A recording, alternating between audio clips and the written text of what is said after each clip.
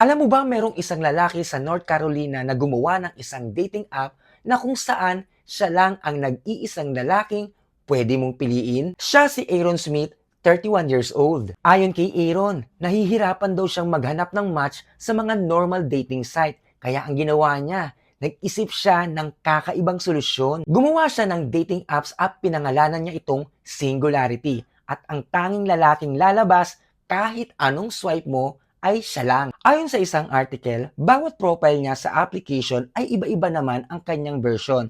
May naka-t-shirt, naka-jacket, naka-formal, pero lahat ng yon ay si Aaron lang. Kumbaga pag pumasok ka dito sa kanyang dating app ay wala kang choice kundi siya lang ang mapipili mo. Ang sabi pa niya, biro lang daw ang paggawa niya ng dating app, pero totoo pa rin ang gusto niyang i-highlight ang problema ng dating app. Hindi raw kasi sapat ang pag-picture sa mukha niya, kaya ginawa niya itong solusyon na medyo nakakatawa pero effective. At syempre nag-viral ito online. May natawa, may nagulat, at meron din nagsasabing perfect parody daw ito sa modern dating culture. Pero ang sigurado, kung gusto mo na walang kakompetensya, ay pwede ka rin gumawa ng sarili mong dating app na ikaw lang ang bida.